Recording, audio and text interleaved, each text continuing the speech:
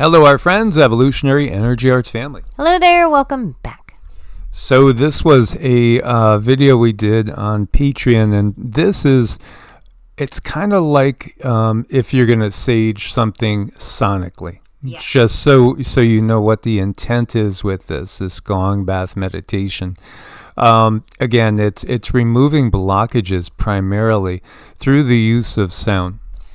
You know, there's some that are very, very pleasant and they're very, very smooth. This is for seriously stuck energy. So it's something where you really want to hold your intent that you are ready to grow and you're ready to move beyond things. And it is loud and you will hear and feel the reverb, but that's the purpose. So I think a lot of people don't quite understand this, but this one, I've noticed it just really, really wiggles loose that stuck energy that people have been trying to get rid of for years. It's one that you kind of, it's different. It's different, not for everybody, but effective. Well, again, it's more of a sonic detox of energies. Yeah. So there's a purpose there. And again, each channel has its unique playlist. And of course, on Patreon, we have pretty much everything up there. So in case you were wondering, there still are, even though we've had a mission that the drones were ours after all. I got news for the federal government. Drones are still flying over New Jersey. They were flying over my house on Tuesday night, and they were flying over my house on Wednesday night. Drones are still flying here. So when they use the past tense, that's alarming. I got news for the federal. There's like this new normal, and there's getting us used to certain things. As we've talked about disclosure, disclosure is an ongoing thing. 22,000 feet here over Colombia, January 6th this year. Airline pilot has some footage of something. What is it? I don't know. What do you guys think? Again, there's certainly a lot of computer AI misdirection going on, but just like with the drone situation, they weren't all our military's drones. There were a lot of things that appeared to be plasma, things that appeared to be more of an entity than a drone. There is this, I think, tendency in some people's minds to, if they get a little bit of some way to explain something off, they just won't push anymore, and they'll just say, oh, okay, well, they were all our drones. They were all our military. There's nothing else to look at here. Or if they, find and we analyze something and you find that it's, oh yeah, that was CGI, or that was from a video game, or, so everything becomes CGI, AI, or from a video game. But it's not the case. We, again, have never been alone. And even if we're looking to the modern day for your verification of non-Homo sapiens life out there, you can find it. Absolutely. You're going to find things that are legit. And you can look to the ancient past and look from the perspective of when people knew this openly and it wasn't a topic because everybody knew it. And that's where we're heading back to. This is supposedly leaked KGB images of a gray. There are many types of gray beings out there. I think when we think of the typical grays, you think maybe 4 foot tall or somewhere between 3.5 to maybe 5 feet tall. Creepy little things. There are some that are not so creepy and actually a little bit more towards the cute side. And then there are some that are very biological, others that are not biological at all. They're completely robotic, AI controlled, and then there's the mix of that. And then you have the tall grays too, which can be 8 or 9 feet tall. Again, I've seen one up close and personal as it was sabotaging my energy body in Florida early December of 2017. Yeah, right when I was starting this path with doing the YouTubes. There is evidence out there, and you have so many different things that have come out in recent years. This is a giant alien claw. Yeah, well, this does look very much, like the tall gray that I saw in my bedroom in Sarasota, Florida. Very much, except for I would say his hand was longer than this, a little bit longer, but the same shape, three fingers. This is from Beyond Science. Yeah, there's tons of artifacts. There's some that have been debunked, but not every single one's been debunked. In fact, in some cases, we found that DNA does not match. This is a head. This is from Lima, Peru. Peru is a hot spot, and what's interesting is the Peru Black Sea connection. What do they have in common? They're on opposite sides of the world. Well, DNA, as we've seen, a lot of DNA from both Homo sapiens and non-Homo sapiens seems to show that beings from one area were also visiting the other area. One area that's basically in Eurasia and the other one in South America. There are these wide skulls that they found, more than one. This is a newer one that they are showing here, these wide skulls. Now, Cindy picks up on this and says the being attached to this is actually kind of short and stocky, and well, I'll let her talk.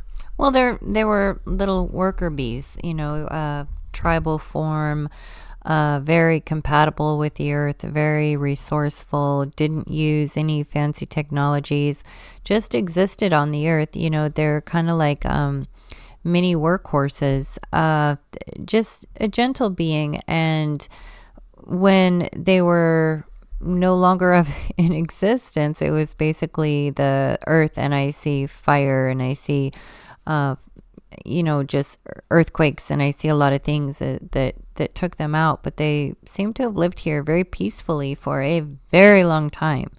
That's what I pick up with these little guys. Just their ability to work with the earth was very, very good. Just superb, when it comes to being resourceful for anything they needed. They never expanded beyond anything that they shouldn't have based on the earth, and that really made them really professionals of living off the earth, and I think that's how we should be too. When you look at this, we are heading in two different paths I'll give to you.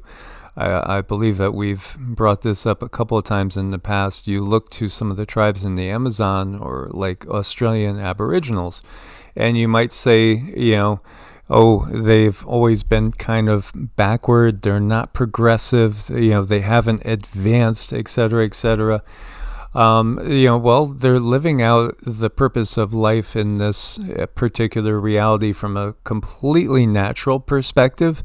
And that's what their intent is to live in harmony and synergy with the planet itself, and understanding that greater oneness of all things.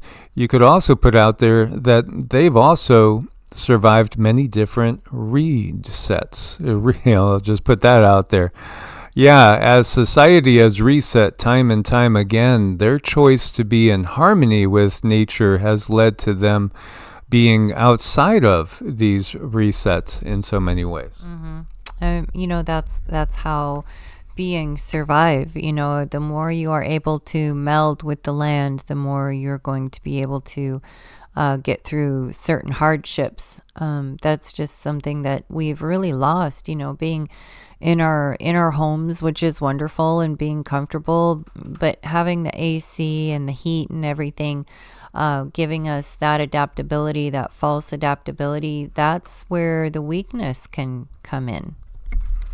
Yeah, absolutely. And in the times that we're in, it's going to be challenging, because we may find that we are having outages more and more often. And here you see the DNA results of the Paracas Elongated Skulls of Peru, Part 1, Brian Forrester.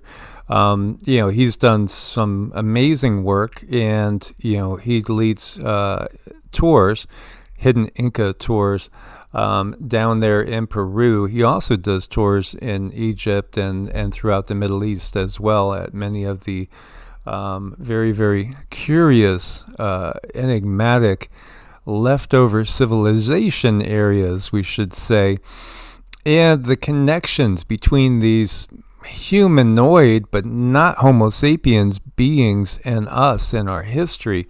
As here you see the elongated ones. Now, what will science tell you? Well, it's just simply that they thought it was a thing of beauty, so they put boards on the head as an infant, and they went ahead and elongated the skulls because they thought it was a thing of beauty, a marker of beauty. Some will say they were imitating certain leadership that had those characteristics, kings and queens.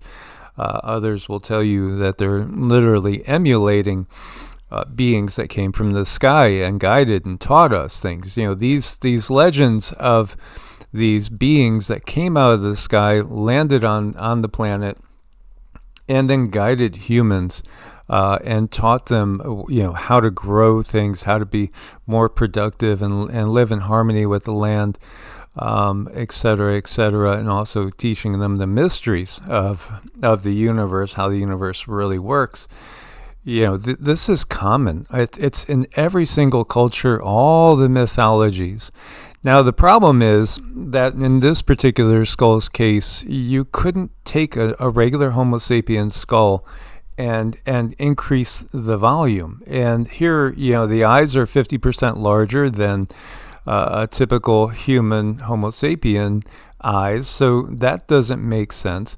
There's certain markers that show conclusively, as you look at another one over here, there's different beings. As you can see, the shapes are clearly different. The one we were looking at, the very wide skull. Over here, this one is shaped slightly different than that. Of course, we actually literally have fetuses and youth of some of these beings before the time when they become adults and everything gets cemented into place. Again, many people understand that we have certain plates in the skull, a certain set number of plates. Well, again, they don't match up necessarily with some of these other skulls. So this would be a mutation in which a different number of plates in the skull exists, or the foramen magnum right here, this is where the spinal cord inserts into, is in a different location and it's of a different size. So again, these are different species. These are not Homo sapiens. They don't match up. They're humanoid. Absolutely, they're humanoid. And, our genes would be close enough that we could interact and intermarriage and, again, have offspring. So what you see also is the DNA, in many cases, have not matched up. Blood type surprises as well. Haplogroups. Haplogroups are family groups, genetic family groups. And again, the closest relatives from here in Peru are over in the Black Sea area. Ukraine is to the north of the Black Sea. This is where we have war going on. I think some of these areas have war for the express purpose of wiping out all the evidence of non-Homo sapiens interacting with Homo sapiens. And we do know that there were Neanderthals and Denisovans and Cro-Magnon, which do live on in some of us, again, as they've either merged with us or they have gone extinct if they were, staying the way they originally were. And this is, again, because, the system finds them too threatening. These beings were stronger than us. When you look at Denisovans, Cro-Magnon, and Neanderthal, they're heavier boned, heavier muscled, denser. They were definitely stronger than us, and somehow they didn't survive, and they give us that we wiped them out. There's something else going on here. And again, the numbers and locations of the plates don't match up. These are not, just simply manipulating during childhood the skulls to fit a certain form. No, they are literally different beings. So you have hard physical evidence of humanoid beings that could interact, could intermarry with us even, and again, often did. And it's hard physical evidence as well as the stories, and then people have done recreations of what would these beings really look like. This is always fun with the forensics and coming up. The one famous one, Cinnamon, again shows what these beings could have looked like. Evidence is there. It's just, again, the fact that a lot of people just simply can't handle the evidence and the reality. And so, often they'll try to make them look less intelligent. And the reality is, in many cases, the mass, if we're talking pure brain mass, was much larger than ours. If we're just talking about size equating with intelligence, which it doesn't always do. We understand that.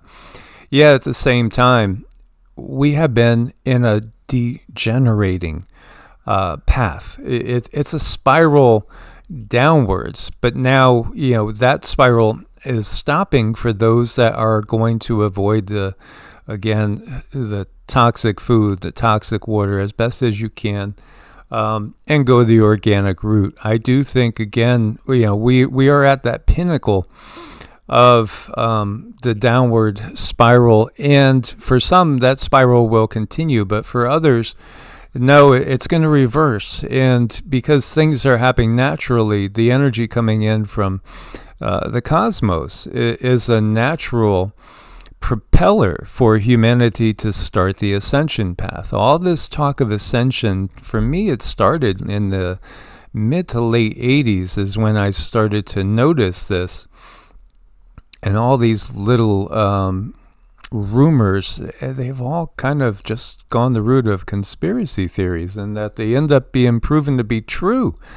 There is an ascension process. We are on the ascending path.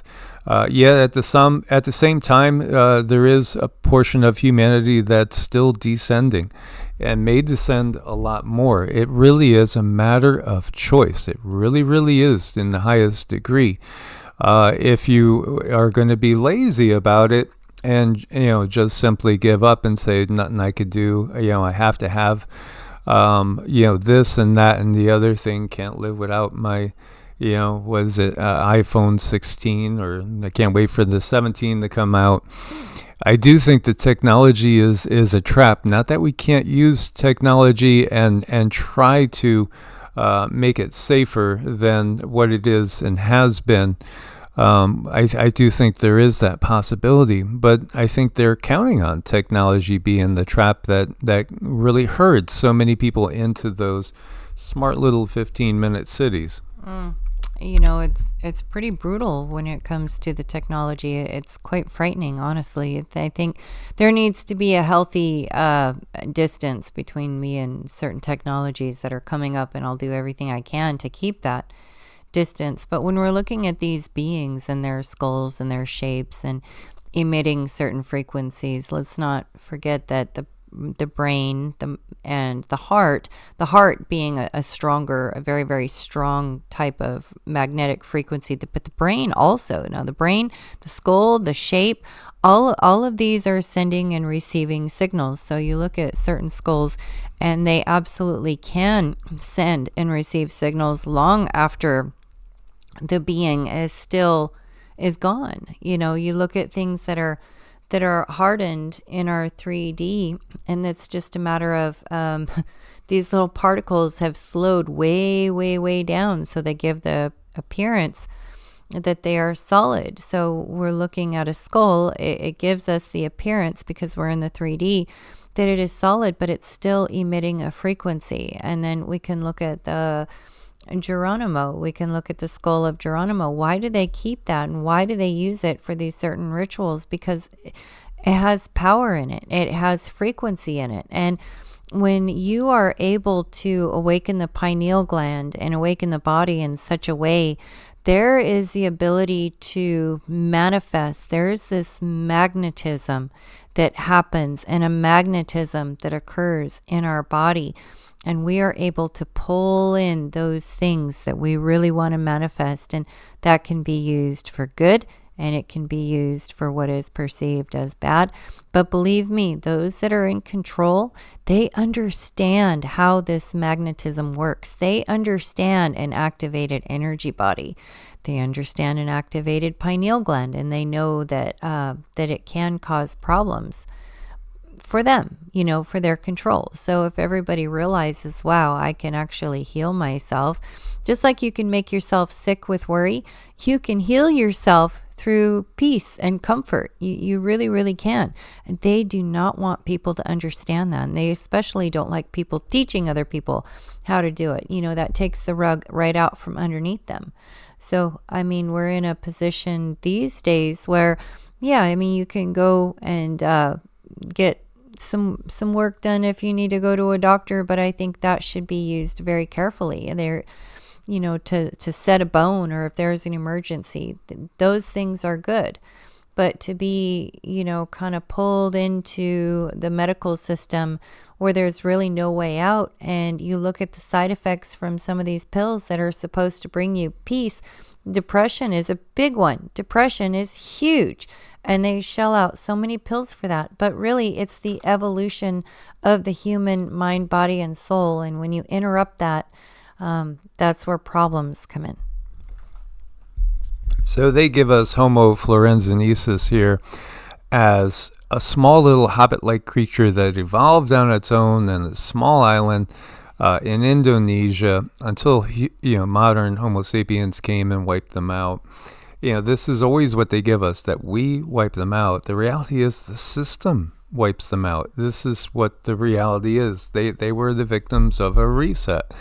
These, again, they try to make them look as if they're, more animal or somehow less intelligent. They were about 3.5 to 4.5 feet tall, very small. But you will find there are some tribes over in Indonesia where adults can be still close to that height, very, very small, diminutive adults. And you'll find also in some tribes in Africa that will have an average height of over 6 feet, like 6.5 feet. Very, very tall. So there's a huge different size discrepancy with humans. And some have caught on that when we talk about races and we look at different races, they think the only difference in them is their location, in how close you are to the equator as far as melanin goes, melanin production. But we see there are more differences. The reality is you're talking literally different planets that we come from. Again, the Earth is a recreation of the biggest part of Tiamat that was destroyed in this, by really ultimately the same system that has enslaved us for the Kali Yuga. The Earth was recreated and recreated from that Tiamat fragment in a golden age by the beings that we would call the Galactic Federation. And the Galactic Federation is not a military organization. And that's one of the things that we should understand. It's defensive in nature from the standpoint that it's all about, through awakening the mind and awakening the spirit, that people understand that they have choices and they can step outside of this system. And anybody that chooses to step outside of the system is in effect working with the Galactic Federation, so to speak.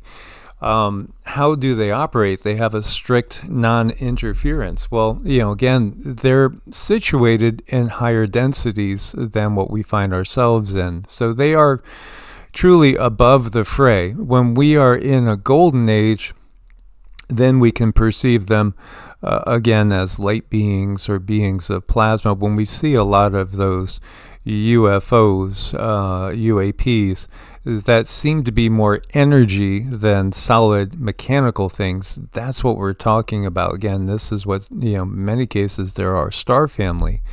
So when you look at these beings here, they're just saying, okay, this is something that evolved naturally. No. In many cases, what these beings are is these are extraterrestrials that came here, settled here, and we're looking for their own little spot and niche to live peacefully. in harmony with the planet. And then the system, because of whatever it is that the system would perceive as being a threat to the system, will take actions to make sure that these beings do not proliferate, and eventually they do go extinct. Here you see a facial reconstruction, and the reality is it might look very, very different in real life. Might actually be far more, let's say, alien looking and intelligent. When you look to Bigfoot, again, there's many different species. This is Gigantopithecus. People will say, well, why don't we have any Bigfoot bones? Well, we do. Scientists have just labeled it Gigantopithecus and say, oh, okay, that's Gigantopithecus. That's a great ape that went extinct, so many million years ago. So that's how they hide the actual physical evidence, because it completely meets the definition of Bigfoot. And in reality, there were a lot of genetic experiments that went on trying to create different worker bee, slaves. That's really, what they were doing. Now, this was one that was way too strong and also way too intelligent to control. So the system basically worked to eradicate them.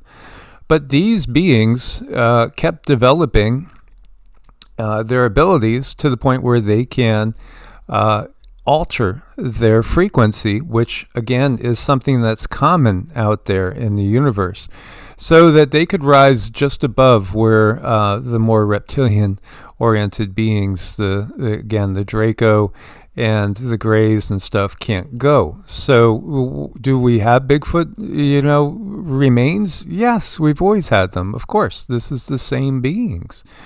As you see somebody holding a tooth. Yeah, absolutely. These are exactly what we would call a Bigfoot being. And we do have physical bones. It's just science labels it as Gigantopithecus. And in this manner, they get people thinking we don't have any evidence. There's tons of evidence. And then we go to the crystal skulls, of which, yeah, absolutely, there are some fakes, but crystal is very important, and this is what Cindy was getting from the galactics. So I was channeling information from the galactics as far as the makeup of everything. How are things structured from the galactics to the Earth? And there's a lot of stuff. I think we should probably do a separate video on it. But to me, the most interesting part of it had come from the crystals. How the crystals, being part of Tiamat, had recorded everything that had happened on Tiamat being deposited here on Earth. Ultimately, we listen to the crystals. We expand through the crystals. The non-interference is a very serious law. It's a very serious law. But we can work through frequency. We can work through reading the energy. The crystals definitely help us expand. And I have been blessed with some absolutely wonderful, beautiful crystals that wanted to come and work and help more people ascend in so many ways. So the crystals, we really need to keep an eye on and understand that they are speaking to you in a way that we're not used to. I think the problem in lies with the 3D structure, how we look at it and how we perceive it. We think that everything needs to go by the structure of the 3D, but when it comes to the Galactic Federation and how it's structured and how we are working with them, it is very, very different. So having that open heart and open understanding.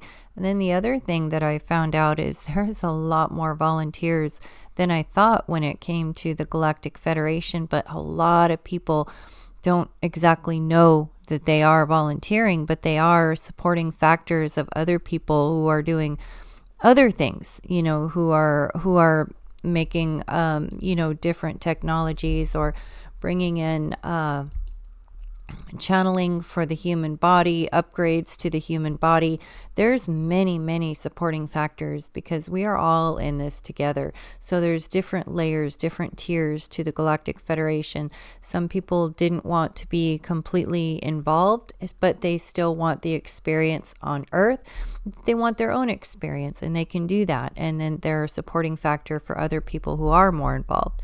So it was really interesting. And the crystal skulls came in, and there was at least 6 skulls currently that are intact, that are usable. There's also more skulls than that are not so intact, that might be cracked, chipped. There could be information missing, but you would want the crystal skulls that are in perfect form. Those are the ones that you're going to get all of the really important information from. So again, I think there's like these misnomers and misunderstandings about the fact that everything in some way is truly alive. Like even if you have a car, again, the molecules that are making up this car, in so many ways, there's more vacuum than material. And things are flying around at very, very fast speeds. It is a holographic universe, and it does respond to consciousness. It's been created by consciousness to respond to consciousness. When Cindy talks about crystals, she's always referring to them as our elders, because again, they hold knowledge, they hold information, they remember the past. When we think about the Akashic records, and we can access all these things, this is part of, again, why the dark matrix cannot simply operate on a higher level. It's just basically limited by its own very dark, greedy nature. It just simply puts a ceiling on where they can go, and they can go no more. And so you do find that there are even Draco and certain beings that have been inside this dark matrix for eons that, maybe want something different. Not saying that they're all big fuzzy teddy bears. No. Absolutely. Again, an alligator has a certain nature, but at the same time, when they have this realization that they are truly stuck in the bigger scheme of things, because when you do become part of that false dark matrix, it's not the sky's the limit. Even with all the technology they have, the technology itself pales in comparison to what we can do organically and naturally.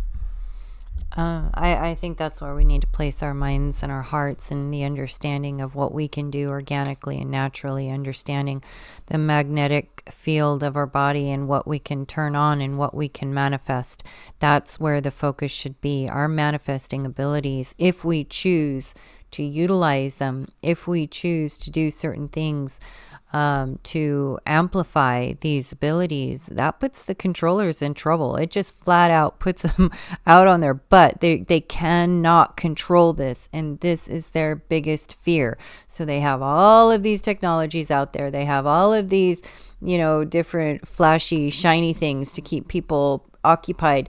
Look everywhere besides at your own magnificent self. Look everywhere besides there. That's where we're at. And that's what we try to really convey to people, is understand how wonderful and magnificent your body is. I mean, it's truly a temple. It is a temple from the Most High, and it can do amazing things. Absolutely. Their technology is dwarfed by our capacity. And again, outside of the body, when you can go into a meditative state and shift your perspective and literally exit your body at will and go anywhere and check out things for yourself, you're beyond their control. And this is what so many of these beings that have gone extinct could do. They were much more aware of the reality that, again, it is a fractal multiverse out there. And source is in all of us. Again, greater things you will do. It just always kind of hits me that people will get to that statement and they won't believe it. But they'll believe everything else. That it's saying that right there. Greater things you will do.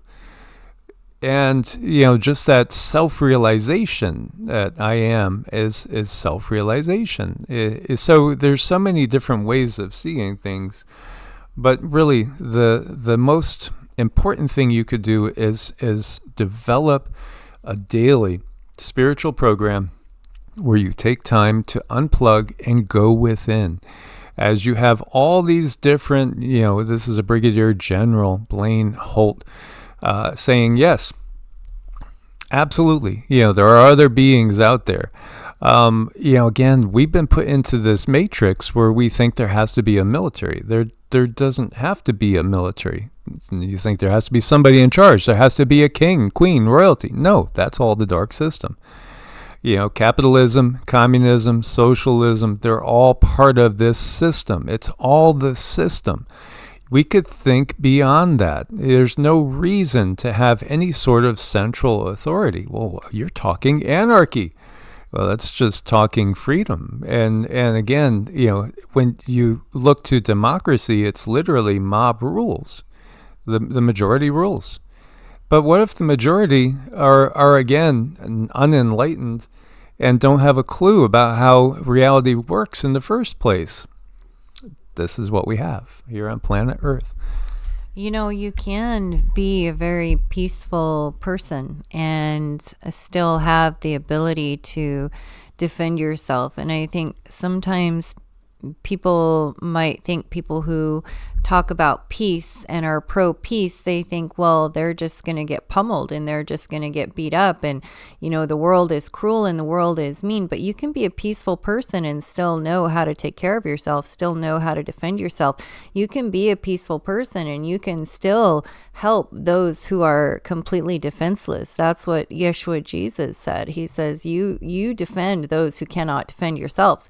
But, just because we choose peace doesn't mean that we are not warriors in our own way. It does not mean that we can't take care of ourselves. And I think if people have actually gotten angry at us for that, like, you guys talk about peace and, somebody's going to come and just blow you away. And the people have really gotten angry and talked about that. And I'm like, do they think that we're just, we're pushovers? No, we're not pushovers, but we are aware we're in a world where peace can exist. However, we do make sure we have ways to defend ourselves. I think anybody and everybody should. It's just a world where we see the possibilities, that it can be different. That's what I see. Yes, we choose to cultivate the love and the oneness. But the world, for me personally, had a lesson for me when I was like 7. I was picked on as we moved to a new neighborhood, and we were kind of the poor family in a rich neighborhood. And so, I was picked on by kids incessantly for years. A group of them would just corner me and pound on me until, it drove me to buy a weight set and sign up at a martial arts school. And, then when they attacked me, I attacked them back. And then people were afraid of me. And so I wasn't bothered anymore. The world has harsh lessons, but this is not what I want to cultivate. It absolutely, the way of the peaceful warrior, is really something that I very much believe in. It's again, it's not becoming like that which torments us. It's rising above it, but at the same time, obviously, you have to, keep yourself embodied, which would mean self-defense. So of course not. And I've basically always been into the martial arts and always enjoyed doing things of that nature, but not with the intent to harm anyone, because that would make me feel horrible inside. Right. I just want to read this little thing. A student said to his master, "You teach me fighting, but you talk about peace. How do you reconcile the two?" And the master replied, "It's better to be a warrior in a garden than a gardener in a war." So there you go. Absolutely. So, this is Disclosure Project 201, 2001. U.S. government has more than 50 alien species categorized. That was Sergeant Clifford Stone. Well, just even look to the fossil record. You'll see a lot of different alien species classified. Again, sometimes things are not what they appear to be, and it's staring at us and could be like right in front of our faces, and we think it's one thing, but it's something totally different. So prepare yourself. Prepare yourself for peace and prepare yourself for everything else. What else can we do? And where do you start? There's so many things, but that's why we always say you start with the heart. You start with your spiritual practice. And we're in for some really big changes. The ride's not over. It's a marathon. Absolutely. Thank you guys for your support. We invite you over to Patreon to help support the awakening. As that is our purpose, is to awaken as many as possible and shift this paradigm as quickly as possible. Source bless and namaste. Namaste.